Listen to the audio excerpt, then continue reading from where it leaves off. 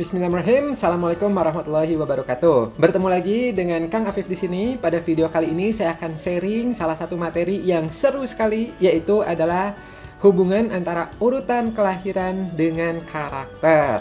Ini penting sekali, terutama bagi Anda sebagai orang tua untuk memahami anak-anak Anda. Ya, kok anak pertama beda sih sama anak kedua? Kok beda dengan anak ketiga? Ya, juga bermanfaat juga untuk Anda yang punya pasangan, ya. Anda anak pertama, pasangan Anda anak pertama, bagaimana jadinya? Atau misalnya Anda anak bungsu, pasangan Anda anak bungsu juga, ya. Dan sebagainya. Ini bisa bermanfaat sekali. Tidak itu saja, ini juga bisa bermanfaat buat Anda yang bekerja di perusahaan, ya. Kok karyawan Anda seperti ini ya, kok seperti itu ya. Nah, salah satu data dari urutan kelahiran ini bisa membantu hipotesa Anda untuk mengenal yang bersangkutan lebih baik lagi. Nah, ketika membahas tentang kaitan antara urutan kelahiran dengan kepribadian, membuat saya selalu teringat dengan Alfred Adler. Beliau merupakan peneliti awal yang meneliti tentang urutan kelahiran ini. Beliau lahir sekitar tahun 1870 sampai dengan 1937. Seorang ilmuwan dan psikolog individual dari Austria yang pernah berkolega dengan psikolog analis, yaitu Sigmund Freud. Beliau melakukan penelitian menarik, yaitu hubungan antara urutan kelahiran dan karakter seseorang. Seperti misalnya, kalau anak pertama itu seperti apa, anak tengah itu seperti apa, anak bungsu seperti apa, dan anak tunggal itu seperti apa. Menurut Adler, semua anak itu ketika masih kecilnya, ya, dan ada juga yang sampai besar ya, itu melakukan salah satu usaha untuk mendapatkan perhatian dari orang tua dan dari sekitarnya. Namun, urutan kelahiran memberikan pengalaman yang berbeda bagi anak pertama, ya, anak sulung, anak tengah, dan anak bungsu, dalam hal pemenuhan kebutuhannya untuk dicintai dan dihargai, sehingga membentuk kepribadian yang berbeda pula.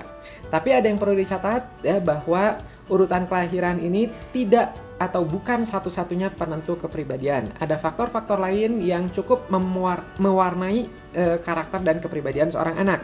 Seperti misalnya seberapa dekat orang tua dengan anak, pola asuh, ya, apakah otoriter, demokratis, dan sebagainya. Kemudian termasuk juga adat istiadat, iklim sekitar, dan sebagainya cukup berpengaruh.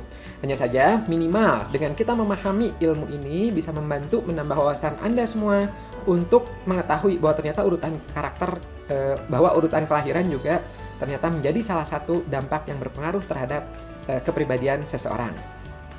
Kita akan mulai dari yang pertama, yaitu dari anak sulung. Nah, saksikan terus.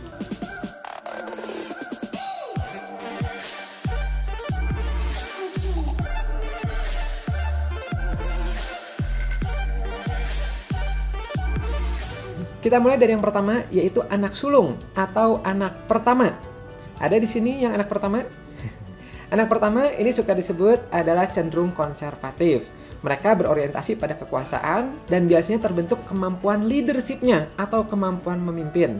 Makanya banyak pemimpin-pemimpin itu kalau kita telusuri ternyata dia anak pertama, ya, banyak sekali, ya. Ingat, tipe pemimpin ada banyak ya, ada yang karena karismatiknya, ada yang karena memang suka memberi, ada yang memang karena ilmunya, ya. Nah, cuman secara karakteristik itu biasanya kebanyakan anak pertama yang mendominasi leadership ini. Penyebabnya karena ketika mereka masih anak-anak, mereka suka diberi tanggung jawab oleh orang tuanya untuk mengatur atau mengarahkan, ya, atau membimbing adik-adiknya.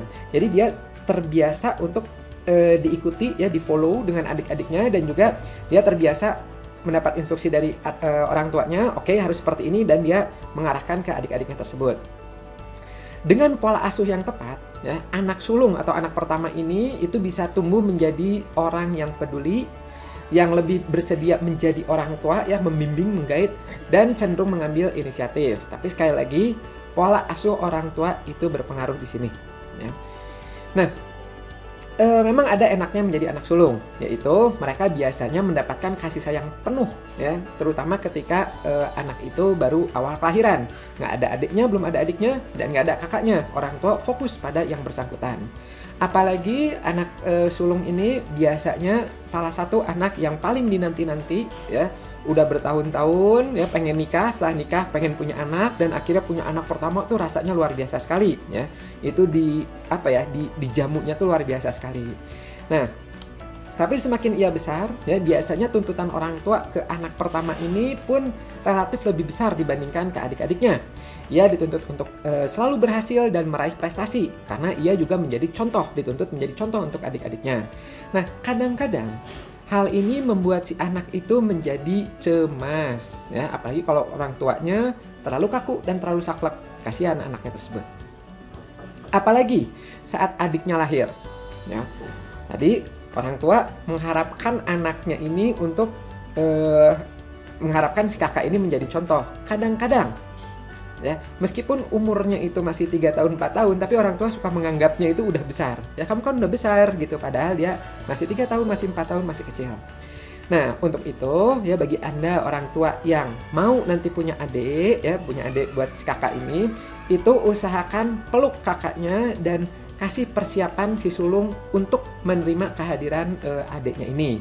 Tumbuhkan rasa bangga padanya sebagai calon kakak yang dibanggakan. Ya, jadi kasih tahu nanti kalau adiknya lahir kita main bareng yuk, kita main bersama yuk gitu. Jadi jangan menjadikan saingan, ya jangan nanti orang tua mau fokusnya sama adik, jangan ya, tapi diajak untuk bersama-sama.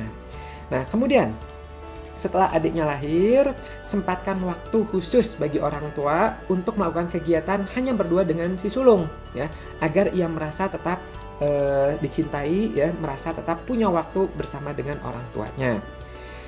Jangan membebani anak pertama ini dengan tanggung jawab yang jauh lebih besar daripada saudara-saudaranya.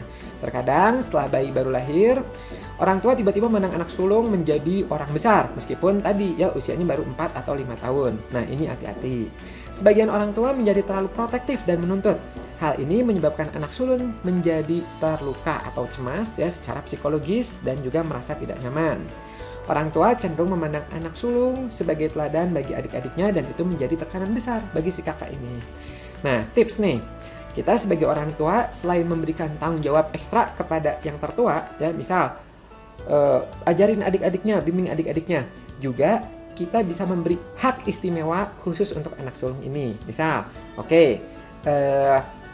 misalnya boleh tidurnya lebih malam, misalnya gitu dibandingkan adik-adiknya gitu. Jadi selain dikasih tuntutan ekstra, juga dikasih privilege ekstra ya. Atau misalnya suka ada juga yang minjemin handphone misalnya gitu. Nah untuk yang kakak lebih tua misalnya boleh 5 menit lebih lama dibandingkan adik-adiknya misal ya. Setelah membimbing nanti dipinjemin seperti itu. Nah itu adalah anak pertama. Sekarang kita masuk yang kedua, yaitu anak tengah. Nah, anak tengah ini menurut saya ini unik dan menarik. Karena apa? Dia pernah menjadi kakak, juga pernah menjadi adik. Ya gitu, jadi dia di tengah-tengah tuh. Ketika dia baru lahir, dia menjadi adik. Ya. Nah, kemudian jadi bungsu juga pernah. Ya. Kemudian setelah adiknya lahir, dia menjadi kakak. Nah, anak kedua atau anak tengah ini cenderung terlatih untuk menjadi mediator ataupun penengah bila kakak dan adiknya itu berkonflik atau berantem. Karenanya, ia terbiasa mengembangkan keterampilan sosial dan bisa menjadi mediator yang baik. Kalau saya biasanya suka mengilustrasikannya, anak pertama mimpin, anak tengah ini jadi yang supelnya, yang kesana kesini gitu. Ya, nah itu seperti itu. Yang perlu diperhatikan bagi kita, ya bagi orang tua adalah terkadang anak tengah ini suka terlewat perhatiannya. Ya, jadi orang tua pertama fokusnya ke yang anak pertama. Kemudian ini lahir, iya perhatiin ke tengah ke yang tengah ini, cuman sebentar ya adiknya lahir udah gitu orang tua fokus ke adiknya, jadi anak tengah ini suka terabaikan. Nah itu hati-hati ya. Seringkali anak tengah ini merasa dirinya tidak didengarkan atau diperhatikan sebagaimana kakaknya atau si bungsu. Karenanya anak kedua ini cenderung mengamati anak pertama, tapi bukan untuk ditiru. Dia cenderung jadinya berkompetisi untuk mendapatkan perhatian dan kasih sayang dari orang tuanya. Anak kedua menemukan jalan yang berlawanan dengan anak pertama untuk menjadi pusat perhatian. Misal, anak pertama dominan, maka ia akan belajar menjadi mediator. Kalau anak pertamanya pintar membujuk orang tua, anak kedua jadi rada memberontak untuk mendapatkan perhatian. Kalau misalnya kebalikannya, anak ininya yang memberontak, anak pertamanya, dia akan menjadi anak yang nurut. Nah, seperti itu. Nah, karena perbedaan sikap pada anak kedua inilah, terkadang anak kedua ini sulit dikategorikan. Seperti apa sih karakter anak kedua? Nah, itu suka berbeda-beda. Saya membaca dari berbagai sumber yang berbeda, mereka menjelaskan karakter anak kedua atau tengah ini pun berbeda-beda. Mungkin salah satunya disebabkan karena tadi, ya gitu, dia akan mencoba berbeda dari yang kakaknya ini. Gitu. Nah, di mata anak tengah, ya anak kedua atau anak tengah, saudara tertua itu mengambil semua hak istimewa sehingga mereka belajar bernegosiasi untuk mendapatkan apa yang mereka inginkan. Mereka bisa jadi menyenangkan, diplomatis, mudah berkompromi dan menangani konflik-konflik diri atau kekecewaan itu dengan baik. Nah, untuk meminimalisir perasaan diabaikan dan kurang dicintai pada si anak tengah ini, kita sebagai orang tua hendaknya menyediakan waktu khusus untuk mendengarkannya bercerita hal-hal yang ia alami di sekolah seperti apa atau di rumah seperti apa. Biarkan ia cerita, biarkan ia terbuka dan mengungkapkan perasaan dan dapat merasakan cinta dari orang tuanya. Misal, kita mengucapkan terima kasih ya gitu ketika dia berusaha menengahi pertengkaran antara kakak dan adiknya.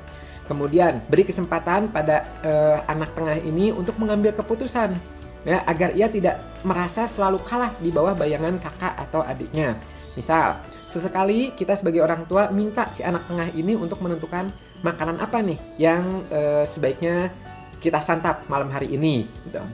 Nah, kemudian juga perhatikan album-album foto keluarga, susun ulang album foto keluarga sehingga setiap anak mendapatkan porsi yang proporsional, ya, dengan kedekatan dengan orang tuanya. Ya.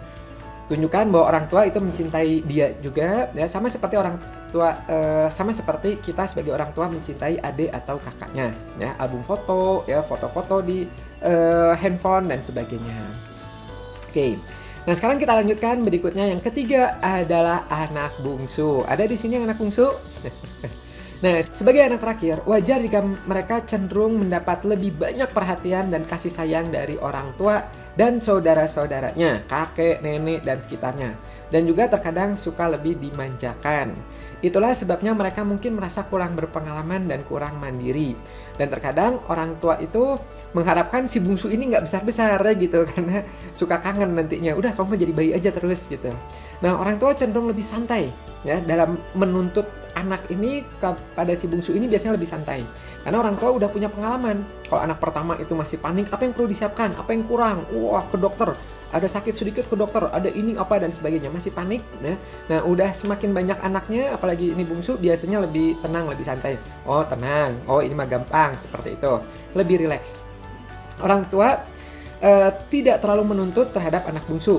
Belajar dari pengalaman mengasuh anak yang lebih tua, anak bungsu ini memikul tanggung jawab yang lebih sedikit, sehingga sifat anak bungsu itu cenderung lebih riang, lebih santai, lebih menyenangkan, penuh kasih sayang, mudah bergaul, dan biasanya suka membuat orang tertawa. Ini catatan ini secara umum, ya gitu, secara umum seperti itu. Meskipun ada 1-2 yang nggak seperti ini, ya. Tadi penyebabnya banyak, bisa faktor orang tua, bisa faktor lingkungan, bisa faktor pola asuh, termasuk jarak dengan kakak juga itu ngaruh. Menurut Adler, ini efektifnya itu teori ini berlaku ketika jarak adik dan kakak itu sekitar 2-5 tahun. Ya. Kalau selisihnya cuma 1 tahun, itu menganggapnya nanti kayak nggak terlalu berbeda ya, kayak seumuran. Tapi kalau terlalu jauh, misalnya 10 tahun dan sebagainya, itu juga nggak terlalu signifikan. Nah, anak bungsu itu biasanya sebagai kelahiran terakhir ini memotivasi mereka untuk melampaui kakak-kakak mereka. Apalagi anak bungsu ini udah punya contoh nih kakak-kakaknya, oh seperti itu, seperti ini, dia banyak belajar. Nah, sangat sering mereka anak bungsu ini mendapatkan prestasi yang kesuksesan yang lebih besar, ya, dan mendapatkan pengakuan di bidang yang mereka pilih. Anak bungsu juga biasanya cenderung lebih ramah ya dibandingkan anak pertama. Anak pertama tadi mimpin, dominan, anak kedua lebih supel, ya, anak ketiga biasanya lebih follower, lebih harmonis seperti itu. Ini sekali lagi secara umum. Nah, sebagai anak bungsu, mereka tidak mendapat tekanan yang kuat untuk mencapai suatu yang lebih tinggi. Sebaliknya, mereka mendapatkan tekanan untuk tetap menjadi bayi atau anak kecil. Dianggapnya anak kecil terus. Karenanya, ia seringkali dianggap tidak mampu mengemban tugas dan kepercayaan yang besar. Dan pastinya ini bisa juga membuat si bungsu terjebak dalam kondisi tidak pernah belajar tanggung jawab. Ya, jadi ketika orang tuanya misalnya ada anaknya banyak ya gitu, mau memutuskan hal-hal yang penting, yang serius ya gitu. Biasanya yang diajak misalnya anak pertama atau anak tengah. Anak bungsu dianggapnya masih kecil, ya seperti itu. Nah, sehingga akhirnya anak kecil tidak terlatih untuk membuat keputusan bersama-sama. Menurut Adler, akibatnya umumnya anak bungsu ini memiliki pribadi ketergantungan, dependent, ya, egois, ya, dan tidak terlalu bertanggung jawab. Ya. Namun di sisi lain, si bungsu bisa jadi merasa frustasi atas sikap orang tua yang menganggapnya baik terus. Ya. Karena apa? Tadi ya gitu, orang tua suka menganggapnya anak ini masih kecil terus. Nah, tapi di sisi lain, anak bungsu ini umumnya lebih santai dan lebih bebas. Karena tadi tidak terlalu dituntut oleh orang tuanya. Nah, kita sebagai orang tua sebaiknya memberi aturan dan batasan yang jelas dan biasakan anak untuk mematuhi aturan. Sebagaimana berlaku hal yang sama untuk kakak-kakaknya. Beri tanggung jawab sesuai usia dan kemampuannya. Jangan lupa beri pujian atau apresiasi atas prestasi yang ia capai. Beri pengalaman yang melatih kemampuan untuk bekerja sama, untuk leadership. Ya, latih aja, masukin sekolah pelatihan, kursus tentang leadership, public speaking dan sebagainya, supaya ia bisa belajar teamwork, bisa belajar tanggung jawab. Kasih posisi-posisi misalnya di sekolah. Menjadi apa, misalnya ketua divisi apa, untuk melatih jiwa leadershipnya. Meskipun bungsu tidak apa-apa dilatih ya. Oh ya, dalam dunia kerja biasanya anak bungsu ini cocok untuk posisi yang membutuhkan stability cukup tinggi, misalnya admin, akunting dan sebagainya ya. Nah, biasanya relatif lebih awet dibandingkan anak pertama ya, yang lebih cenderung inginnya tuh mimpin atau mengarah atau mengatur ke orang lain, seperti itu. Satu lagi yaitu adalah anak tunggal. Nah, anak tunggal ini unik juga ya, karena apa? Anak tunggal seringkali menghabiskan waktu sendiri tanpa saudara lain. Mereka adalah penghibur dirinya sendiri dan cenderung menjadi paling kreatif dibandingkan anak sulung, tengah, atau bungsu. Seperti saudara tertua, ya, mereka biasanya percaya diri, berbicara dengan baik, menaruh perhatian besar pada detail dan cenderung berhasil di sekolah. Anak tunggal menghabiskan waktu lebih banyak di sekitar orang dewasa, membuatnya dia seperti orang dewasa kecil. Anak tunggal tidak perlu bersaing ya untuk mendapatkan perhatian atau kasih sayang dari orang tua, karena nggak ada saingan kakak, nggak ada saingan adik ya. Juga mereka tidak harus berbagi mainan dengan kakak dan adiknya, sehingga mereka memiliki resiko mengembangkan sifat egois. Mereka juga terbiasa merasa penting dan mungkin mengalami kesulitan ketika segala sesuatunya tidak berjalan sesuai harapan.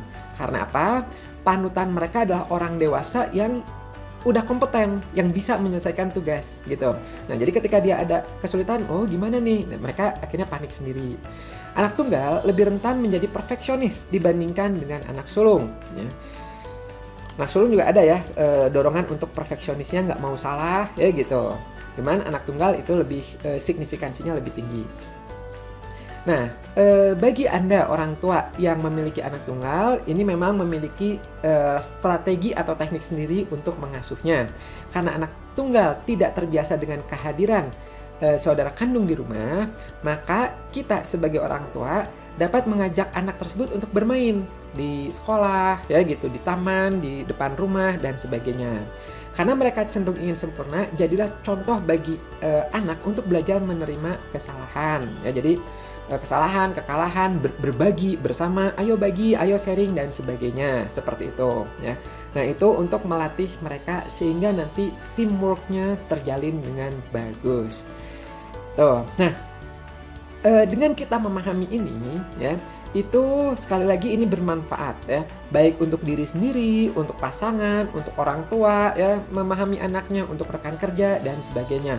Contoh, apa jadinya kalau Anda dan pasangan Anda sama-sama anak pertama ya? Tentu kalau kita ngelihat dari teori ini, dua-duanya ada dorongan untuk mimpin, untuk saling memimpin ya, sama-sama ingin mengatur seperti itu. Sehingga apa yang perlu diantisipasi yaitu perbanyaklah komunikasi dan sering bagi tugas, bagi delegasi. Misal, oke, yang ke istrinya, istrinya bagian pokoknya ngurusin bagian dapur, bagian apa, dikasih tanggung jawab di situ. Suami misalnya nanti di bagian apa gitu. Nah, itu perlu jelas ya, misalnya keuangan dan sebagainya, istri di bagian apa aja, ya suami apa aja, seperti itu. Perlu ada kejelasan. Juga harus komunikasi ya, latih komunikasi ya, kemampuan untuk mendengarkan dan tukar pendapat gitu. Karena kadang-kadang ya gitu, karena saling ingin mendominasi atau mimpin, dan itu bawaan mungkin tidak disadari ya. Itu bawaannya nanti sama-sama ingin ngatur ya, ingin ya, independensinya tuh tinggi. Nah, beda dengan kayak misalnya dua-duanya saling beda dengan kalau dua-duanya itu bungsu ya. Bungsu memang di salah satunya itu cenderung dependen ya, dependen. Nah, bagaimana nih menyikapinya? Misalnya pasangan dua-duanya sama-sama dependen, sama-sama bergantung. Nah, itu apa yang perlu diantisipasi? Misal sama-sama menyusun jadwal bersama-sama ya. Jadi meminimalisir perubahan-perubahan dadakan. Kumpulin kontak-kontak ya, nomor kontak siapa yang perlu dihubungi misalnya dalam keadaan-keadaan darurat yang bisa didependensikan, misalnya seperti itu ya. Dan hal-hal lainnya. Apa jadinya kalau misalnya Anda anak pertama sulung dan pasangan bungsu? Memang kelihatannya di sini nyambung ya gitu.